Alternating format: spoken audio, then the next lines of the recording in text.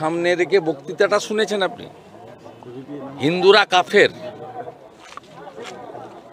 মুসলমানরা সহ্য করছেন কি করে এই মহিলাকে? বলছে আল্লাহর কসম मैं तो वोट नहीं दूंगी, आप लोग भी वोट नहीं ভোট देंगी। তার যা হিন্দি, বাপরে বাপ, ফাঁকা চেয়ার, আল্লাহর কসম ভোট দিতে না, এরকম কি এটা? এ সব পারে। নন্দীগ্রামের লোক চিনেছে, কলকাতার লোকরা একটু চিনুক ভালো করে। দাদা, মমতা ব্যানার্জি আবার বলছে যে রক্ত দিতে তৈরি, বিজেপিকে একটি আসনও ছাড়বো না, আমাদের পরিবারের সবাইকে চোর বানিয়ে দিয়েছে। জেলে যাবে ওর পরিবারের সবাই। চোর তো জনগণ বানিয়ে দিয়েছে, কিন্তু জেলে যাওয়াটা বাকি আছে। চোর মমতাকে জেলে দেখতে চাই আমরা। দাদা, রামনগর কাদুয়াতে বিজেপির পুজোর মণ্ডপে রাম মন্দিরের পুজো শেষ হওয়ার পরে গভীর রাতে বিজেপির পুজো নয়, হিন্দুদের পুজো। আপনার নাম কি? আপনার নাম কি? আপনি তো হিন্দু নাকি? তা আপনারও পুজো, আপনারও পুজো।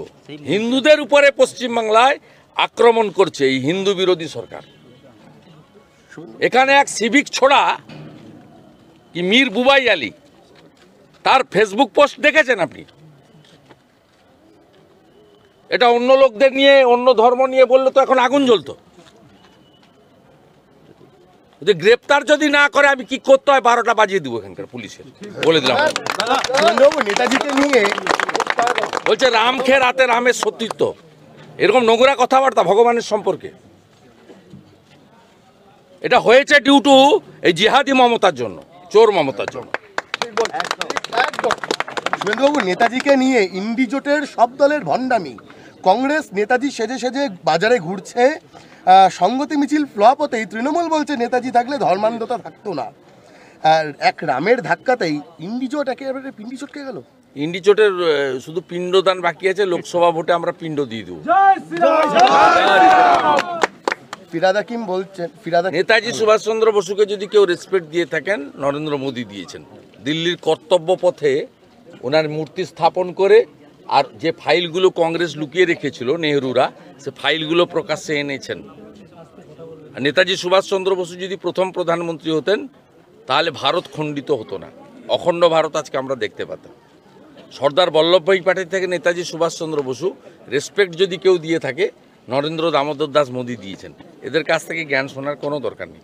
ফিরাদ হাকিম আবার বলছে নেতাজির জন্য জাতীয় ছুটির দাবি করছেন তিনি, কিন্তু এই বাংলায় রামলালার প্রাণ প্রতিষ্ঠার দিন ছুটি দিতে রাজ্য সরকার তো চায় না।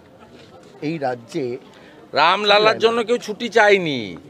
12টা 29 মিনিটে মন্দিরের প্রাণ প্রতিষ্ঠা হয়েছে, দেখার সুযোগ চেয়েছিল লোক।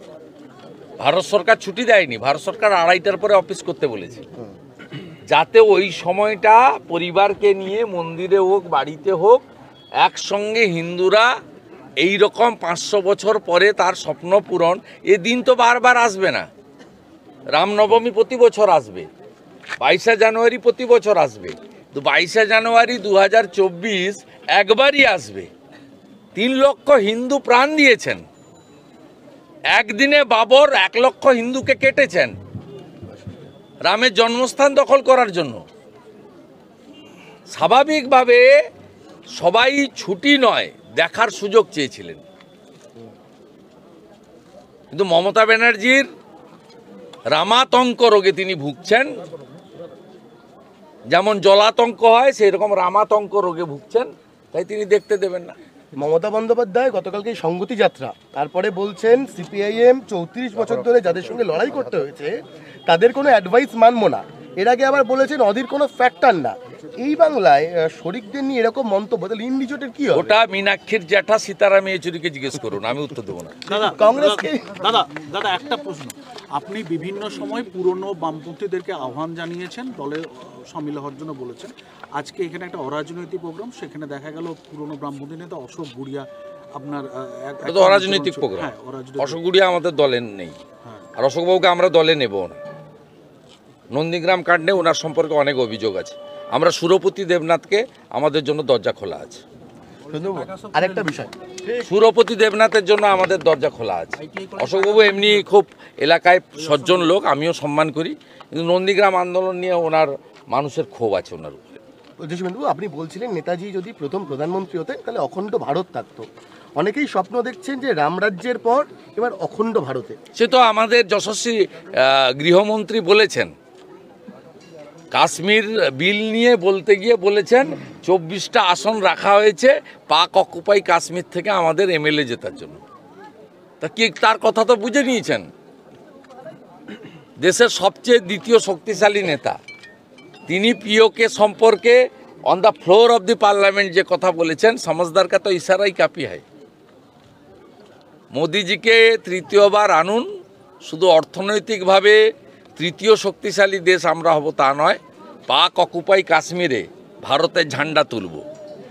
তারপরে বলছেন সিপিআইএম 34 বছর ধরে যাদের সঙ্গে লড়াই করতে হয়েছে, নেতাজিকে নিয়ে ইন্ডিজোটের সব দলের ভণ্ডামি, কংগ্রেস নেতাজি সেজে সেজে বাজারে ঘুরছে, সংগতি মিছিল ফ্লপ হতেই তৃণমূল বলছে নেতাজি থাকলে ধর্মান্ধতা থাকতো না। এক রামের ধাক্কাতেই ইন্ডিজোট একেবারে পিন্ডি চটকে গেল। ইন্ডিচোটের শুধু পিণ্ডদান বাকি আছে, লোকসভা ভোটে আমরা পিণ্ড দিয়ে দেব।